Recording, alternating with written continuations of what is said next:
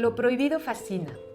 En las ganas inconfesables pero constantes de explorar lo ignominioso, lo execrable, de transgredir las leyes de la moral, ya sea de manera física o a través del lenguaje, reside el núcleo de nuestras neurosis. En Tótem y Tabú, Sigmund Freud describe al ser humano como constantemente dividido entre el deseo y la prohibición, y asegura que detrás de cada prohibición se esconde un deseo. La palabra tabú proviene de las islas polinesias y significa lo prohibido por sagrado. Desde el comienzo de las civilizaciones, la religión y el Estado han tratado de reprimir las ideas más revolucionarias, sobre todo las que amenazan su propia supervivencia. Personajes tan brillantes como Juana de Arco, Giordano Bruno o Solzhenitsyn fueron quemados en la hoguera, fusilados o recluidos en campos de concentración por retar las convenciones de su tiempo.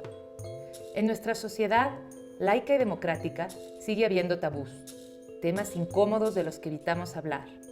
¿De dónde viene esta censura? ¿De la moral imperante? ¿De nosotros mismos? Y si es así, ¿en aras de qué nos censuramos? Para esta edición, diversos miembros de nuestro consejo editorial nos propusieron abordar cuestiones que en México no suelen enunciarse. Entre los temas que salieron a la luz aparecieron la raza, las clases sociales, el poliamor, el aborto, la homosexualidad, la clonación, el abuso hacia las empleadas del hogar, el erotismo y los excrementos. ¿Qué tabús se esconden detrás de otros tabús? Se pregunta con razón Juan Cárdenas. Debajo de cada tabú hay ciertamente un deseo, pero también un temor y un aferramiento al statu quo, a un orden establecido que en ocasiones sospechamos injusto, pero por alguna razón nos conviene mantener. ¿Y a ti? ¿Cuáles son los temas que te causan rechazo al punto que preferirías que nadie los abordara? ¿Por qué? Con esta serie de textos y los diálogos que mantendremos durante todo el mes, la revista de la Universidad de México te invita a descubrir tus reacciones. Dice Sigmund Freud en Tótem y Tabú lo siguiente: las prohibiciones tabú carecen de todo fundamento. Su origen es desconocido. Incomprensibles para nosotros, parecen naturales a aquellos que viven bajo su imperio. Y para hablar precisamente de los orígenes desconocidos del tabú, nos acompaña hoy nuestro antropólogo favorito, Carlos Mondragón. Muchas gracias, Carlos, por venir aquí. Gracias, Yael. Quienes siguen este programa seguramente han visto a Carlos en otras ocasiones. Él nos ha abierto varias ventanillas en su barco de exploración de toda el Asia del Este, en las islas del Pacífico. Y creo que nos podrías de entrada decir, ¿estás de acuerdo con Sigmund Freud?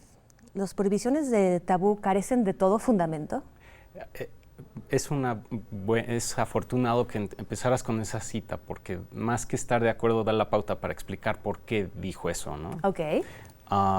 Él escribía, debe de ser principios del siglo XX, finales del XIX que escribió eso, y era consistente con la definición, con la idea de tabú que le imprimieron los europeos y norteamericanos a la palabra cuando la tomaron, digamos, cuando ocurrió el préstamo intercultural. La tomaron prestada. ¿No? Uh-huh. La tomaron prestada de precisamente de las lenguas austronesias, de Polinesia, como siglo y medio antes de que Freud escribiera. El Captain Cook. Él fue uno, hubo 2 o 3 expediciones. Lo más preciso que podríamos ser es que probablemente el préstamo ocurrió en lo que hoy es Polinesia Francesa, posiblemente en Tahití, porque fue donde hubo más interacciones más largas entre europeos y polinesios, y fue una variedad, 2 o 3 expediciones británicas, 2 o 3 francesas, incluso 1 o 2 españolas. Llegó a haber franciscanos en Tahití durante un par de años. ¿Y qué significaba entonces tabú en Polinesia, en su origen? La palabra fue una de estas, hubo varias palabras que se prestaron muy rápidamente al préstamo intercultural y a la utilización un poco como instrumental o funcional entre ambos bandos, porque se usaba, los europeos que llegaron, estamos hablando de mediados del siglo XVIII, Ilustración, estas eran expediciones de exploración cartográfica y científica, procedentes de Europa, y era la primera vez que llegaban a esta zona, era la primera vez que empezaban a llegar barcos europeos directamente a las islas del Pacífico, de lo que hoy conocemos como Pacífico Sur. Entonces fue el primer contacto entre estas dos zonas enormes culturales, ¿no? Europa y Polinesia. Y los europeos, pues claro, no hablaban y no tenían familiaridad con las lenguas austronesias de esta zona, pero escuchaban ciertas palabras que se repetían mucho, ¿no? Tabú era una de ellas. Entonces pronto le empezaron a asociar con prohibición, con algo prohibido o con algo sagrado o inaccesible o que no o que no debería de estar abierto o accesible ¿no? a la gente. Esa fue la primera manera en que se empezó a utilizar la palabra. En la medida en que observaban cómo se usaba tabú, los confundía. Pero tabú se volvió también una de las 2 o 3 palabras polinesias a partir de la cual los europeos reflexionaban con un poco de confusión sobre las sociedades que estaban encontrando. Porque llegaron a estas islas en donde no había una jerarquía clara, política.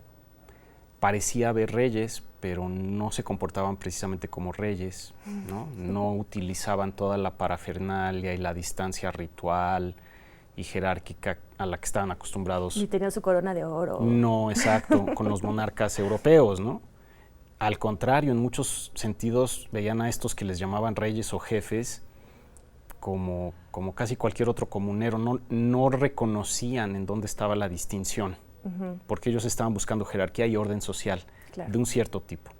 Y no lo veían, ¿no? Entonces para ellos estas eran sociedades tribales salvajes, primitivas, por lo tanto desorganizadas o relativamente caóticas, por lo tanto gente que vivía en estado natural, ¿no? Y aquí vamos a la cita, podemos volver a la cita de Freud, en donde dice si esto es, a ver cómo dice, dice que carecen de todo fundamento y que su origen es desconocido. Exacto, o sea que carecen de todo fundamento. ¿A qué se refiere? A la racionalidad de este concepto, ¿no? Entonces era una especie, para ellos, para los europeos, se convirtió fácilmente en una especie de símbolo, concepto, vocablo que indicaba miedo, prohibición o inaccesibilidad, pero irracional, ¿no? Era algo que simplemente no tocaban. Pero sí funcionaba pero ¿cómo funcionaba realmente? O sea, sí funciona como ordenamiento del mundo, de alguna manera. Sí, pero no de una manera que les fue reconocible a los europeos. Ahora, hay 2 partes de esto. Una es irnos más adentro a la etimología polinesia,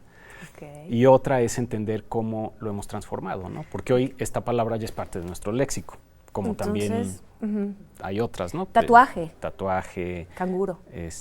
Canguro sí, aunque esa es australiana, o sea, no es polinesia, pero sí, también son todas estas palabras préstamo, ¿no? Pero estas cosas, por lo que me sorprende tabú, o lo que comparte quizás con por ejemplo, tatuaje, son cosas que son muy impresionantes, visibles y que impresionan.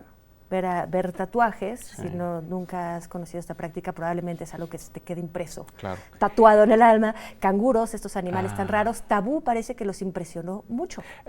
A ver, sí, porque de nuevo se aplicaba a todo, ¿no? Se aplicaba a cosas muy triviales, como por ejemplo cuando primero llegaban los barcos europeos a una bahía, digamos, en Tahití, salían en canoas a saludarlos, pero solo los hombres remaban en las canoas, las mujeres iban nadando. Cuando preguntaban por qué, pues era tabú, ¿no? Que las mujeres se subieran a las canoas, pero no entendían por qué, ¿no? O bien era tabú meter la mano por debajo de un petate, ¿no? En una casa, o era tabú tocarle la cabeza a un polinesio, ¿no?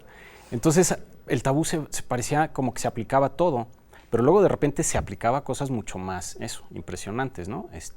Había personajes que eran tabú, ¿no? No te puedes acercar a ellos o mirarlos de frente o hablarles, ¿no? De manera directa. O había cosas, ¿no? Objetos sagrados, paisajes, partes del paisaje que podían ser sagrados, ¿no? Y por lo tanto salía la palabra esta de tabú, ¿no? Entonces los europeos lo interpretaron como que significaba un tipo de prohibición, pero que era más como una prohibición producto de la irracionalidad, por lo incomprensible o lo sagrado o reglas no escritas, ¿no? Sí, que viene la segunda parte de la cita de Freud, incomprensibles para nosotros, podríamos decir europeos, aunque luego él se refiere también a los tabús de cada persona, ¿no? Parecen naturales a aquellos que viven bajo su imperio. Exacto. O sea, es un ordenamiento del mundo de alguna manera entre prohibido y otra cosa. A ver, sí, aquí viene el tema, o sea, ya lo que es para entender el significado polinesio, ¿no? En su contexto polinesio, había que entender que Tabú era un estado. Era un estado que decretaban ciertos personajes particulares a los que identificaban los europeos como jefes, pero que en realidad eran más como mediadores rituales entre las personas de la sociedad humana y todos los demás objetos de su entorno, medio ambiente, espíritus ancestrales, objetos visibles, no visibles, presencias, ¿no? Tangibles, intangibles. Había personajes que declaraban o que podían levantar o declarar tabú algo, ¿no? Y eran estos estados de tabú los que regulaban la dinámica social entre humanos y todo lo demás. Entonces era una de las maneras en que ordenaban su mundo. Y también operaba a un nivel micro, o sea, a partes del cuerpo, a la manera en que las personas se dirigían unos a otros, de acuerdo a su estatus, en un orden de parentesco que hacía las veces de ordenador social. Por eso los europeos no lo veían, ¿no? Es como si tú dijeras, bueno, aquí no hay gobierno, lo que hay es familia. ¿Cómo que familia? Pues sí, a partir de las reglas de parentesco que rigen a la familia es que se organiza de manera más amplia la sociedad, ¿no? Entonces sí había organización y orden, pero no estaban cifrados en códigos que los europeos pudieran entender. De acuerdo. ¿No? Vamos a irnos a una pausa y vamos a tratar de... Híjole, las pausas vienen a la mitad de cuando siento que empieza a ponerse muy fascinante. Por favor, no se vayan, tómense esta pausa con nosotros y vuelvan. Aquí los esperamos.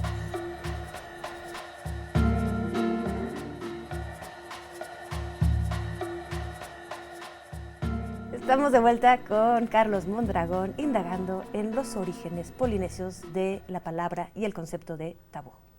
Carlos, nos contabas. Sí, Yael, a ver, justamente tu pregunta iba hacia un tema muy importante, que es que estos estados de tabú eran muy obvios, ¿no? Eran evidentes. Lo que no era tan explícito era la contraparte. A ojos polinesios, en conceptos polinesios, la contraparte de tabú, que es el estado de no prohibición, el estado de, digamos, libertinaje, pero lo quiero usar de manera muy ligera, pues no específicamente con relación a lo sexual, que es Noa, ¿no? Que se cifraba en este término, que es Noa. Entonces, para los polinesios, los dos estados en los que podía estar algo, digamos, una parte del cuerpo, una parte del paisaje, una persona dada, generalmente alternaban entre estados de tabú y de Noa. Pero el estado de Noa generalmente no era tan obvio, porque pues, si algo es accesible, pues simplemente es parte cotidiana del paisaje y la gente lo toca o pasa a su lado o ¿no? O entra en contacto con aquello. Lo permitido desde bebés, lo permitido nos parece natural, lo prohibido es lo que nos causa rebelión. Exacto. Entonces, como no había filólogos expertos entre los europeos en ese momento, pues no se dieron cuenta de que existía esa dinámica, digamos, binaria entre estados de tabú y de Noa. Y ahorita hablando de este binarismo, ¿se sobrepone de alguna manera o tiene una lógica similar a la de sagrado y profano? Sí, se presta a eso, aunque curiosamente tabú se volvió una palabra tan poderosa en nuestro léxico, ya tomada como palabra préstamo y aplicada a lo que nosotros tomamos por lo prohibido, lo sagrado, lo inaccesible, pues realmente nunca tuvo el mismo trayecto. De hecho, prácticamente no aparece, ¿no? en las importaciones, ¿no? Originales. Quizás una de las razones probables es que la vida a bordo de estos barcos era muy complicada y los capitanes tenían interés constantemente en mantener disciplinadas a sus tripulaciones. Entonces el término tabú se importó también para utilizarlo para disciplinar a las propias tripulaciones europeas en sus relaciones con los isleños. El éxito del término yo digo que es sorprendente y por lo menos merece un poco de atención. Me puse a hacer este ejercicio en Google, en el traductor de Google, de buscar tabú en todas las lenguas. O sea, la traducción de tabú en, ya sabes, en afrikáans, en hebreo, ¿no? Y muchos vienen con grafías, con alfabetos distintos, pero abajo viene la pronunciación. Y tabú existe en una cantidad de lenguas tal cual, se importó en una cantidad de lenguas muy, muy, muy importante. Y de hecho me sorprendió que donde hay una palabra específica muy distinta, es en lugares de Asia del Este. Así como en Yoruba, en África, tabú se importó como tabú. En lo que es Mongolia, China, todos esos lugares que finalmente dan al Pacífico del Este, sí tienen una palabra como si fuera realmente más endémico de ahí el concepto tabú, sí tienen una palabra distinta y propia, no importaron el concepto. Me voy a atrever a hacer así un salto lógico, ¿no? ¿Por qué será? Por el imperialismo.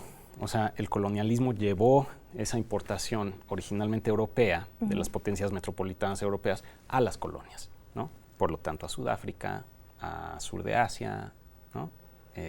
Claro, no en todos lados. En cambio, China es milenario y se quedó con sus propios... En China no hubo el mismo tipo de, ¿no? de, digamos, dominación territorial absoluta o entonces no ocurrió ese desliz, ¿no? Sí, es un salto lógico muy lógico, estoy totalmente de acuerdo. Pero fíjate que tú decías, a ver, tabú, porque es disciplinario, conviene, ¿no? Esa parte prohibida es como mucho más evidente la prohibición que lo que está permitido, que nos parece casi siempre natural, casi desde que nacemos. Claro, hay un elemento aquí. Bueno, pues que yo iba a mencionar. Voy con la pregunta. Va.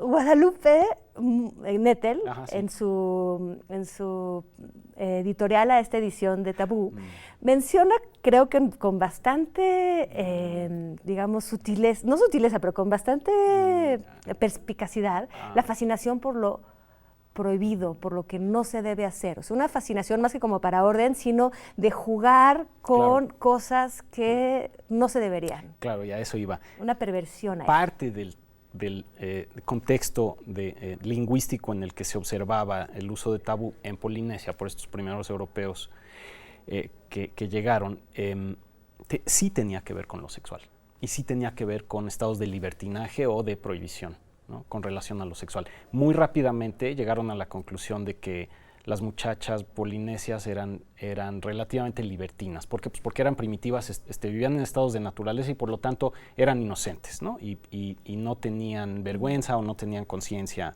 plena, moral de las restricciones a su sexualidad. Y tabú, de repente cuando entraba en juego esto de tabú en estos contextos de muchachas coquetas como lo interpretaban, libertinas, parecía tener que ver con algo prohibido, pero deseable, ¿no?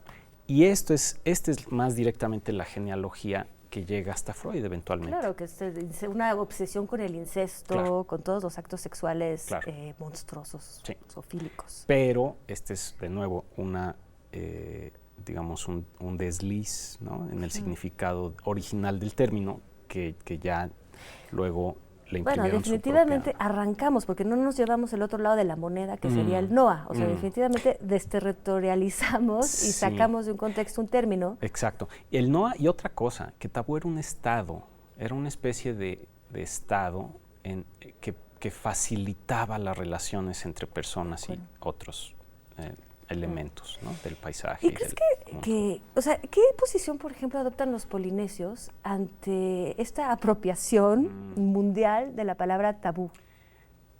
Buena pregunta. ¿Tú que has viajado por ahí, has tenido ocasión de hablar de esto? Claro, sí.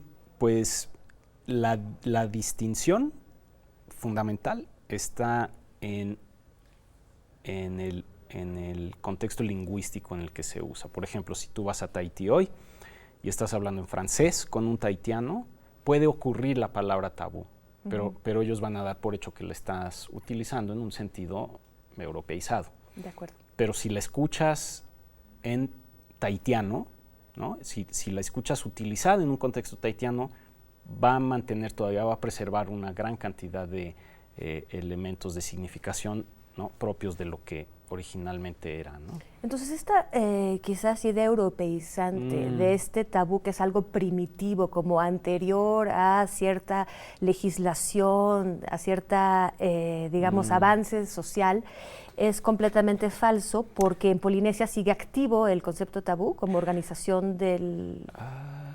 A ver, no es que sea falso, pero creo que sí hay ya sí hay distinciones muy claras, que la gente bilingüe o trilingüe o lo que sea que vive allá, los polinesios que manejan diferentes códigos lingüísticos, son conscientes de esto, ¿no? Si tú les preguntas, serían conscientes de esto.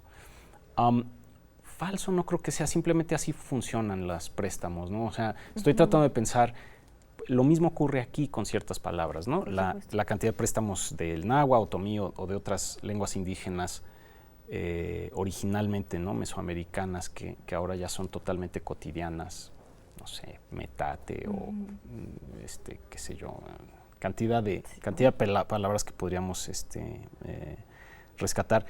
Si tú las escucharas en un contexto, no sé, nahuatlato, ¿no? entre dos hablantes del náhuatl, pues probablemente sería muy diferente el sentido que le dan. Sí, ¿no? pero lo que quería saber era si sigue activo el tabú. O sea, no es algo que pertenece a estas sociedades primitivas, sí. Es algo moderno. Sí, no solo sigue activo, sino que ya se aplica de manera deliberada a ciertas cosas. Por ejemplo, uno de los contextos en los que se aplica con más importancia y éxito, diría yo, es en los esfuerzos de conservación de áreas naturales, donde la persona ritualmente encargada de declarar tabú una zona, ya están utilizando esta herramienta para trabajar de la mano con conservacionistas, para, por ejemplo, declarar tabú un arrecife que se necesita recuperar. Entonces, si le declaran tabú al arrecife, no puede haber pesca ahí, ¿no? Y entonces se convierte en una herramienta polinesia aplicada a un proceso, a un procedimiento totalmente moderno, que es la conservación natural. ¿no? Lo que demuestra su vigencia. Vida, su vigencia, sí, totalmente. Oye, y cuando eres consejero de la revista, nos reunimos contigo, por lo menos hablamos contigo bastante frecuentemente, siendo tu formación, o por lo menos tus estudios ahí en Polinesia, tu conocimiento de la región y, por supuesto, de las utilizaciones de tabú, ¿qué pensamientos afluyeron a tu cabeza cuando te planteamos que pensábamos hacer una revista con tema tabú? Bueno, yo entendía que tenía que ver con un concepto que hoy por hoy es tan universal que no puede sino aplicarse a muchos diferentes contextos, ¿no? Y todos son válidos, ¿no? Por eso digo que no es necesariamente que haya una falsedad en el término.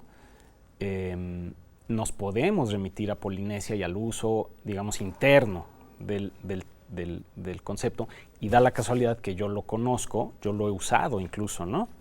Me ha ocurrido a mí, de hecho me acuerdo muy bien de algunas, desde bebés les enseñan, ¿no? Esto me acuerdo de una escena, una estampa, digamos, cuando estaba yo haciendo trabajo de campo en islas mucho más lejanas, porque tabú es un término panoceánico. En Melanesia estaba yo enfrente de una choza, que era donde estaba yo durmiendo, y se acercó un bebé a gatas, ¿no? Y su mamá le gritaba tabú, tabú, porque no era permisible que él intruyera en mi espacio doméstico sin que estuviera su mamá presente, etcétera, etcétera. Entonces, es algo que interiorizan desde chiquitos, ¿no? Pero en diferentes contextos. Me puedo remitir a esos usos y entendimientos internos, pero en realidad pues ya es una palabra universal. Es una palabra universal, y por eso... Oye, nos quedaría quizás resolver rapidísimo si el Noa lo importó Juan Gabriel, ¿no? En su canción El Noa Noa, donde todo es permitido y todo es abierto. Sí, puede ser, ¿eh? ¿Será? Yo sé que, vamos a ver, hubo algo de recuperación del término. Por ejemplo, Gauguin, que vivió en Tahití, claro, fue consciente bellísimas de pinturas esa, de Haití tenía. Exacto, y él recuperó ese término, ¿no? Para ese tipo de significado con relación al cuerpo femenino y la sexualidad. Femenino y la sexualidad. Yo creo ¿Quién sabe? En una de esas. Juan Gabriel nos sacó su parte lingüística. Sí. Yo te agradezco muchísimo venirnos a dar un poco de luces sobre los orígenes y cómo se usa la palabra tabú en sus geografías de nacimiento, por lo menos de surgimiento. Y bueno, invito a la audiencia, a todos los que nos acompañan, tanto a seguir a Carlos como a seguir el programa y preguntarse si ustedes creen que también los rigen tabús que para otros serían extraños y que a ustedes les parecen totalmente naturales y que en el fondo ni siquiera están de acuerdo con ellos. Les dejo de tarea de fin de semana. Nos vemos la próxima viernes a las 8:30 de la noche. Muchas gracias a todos, al equipo técnico. Carlos. Gracias, Yael. Hasta la próxima. A ustedes.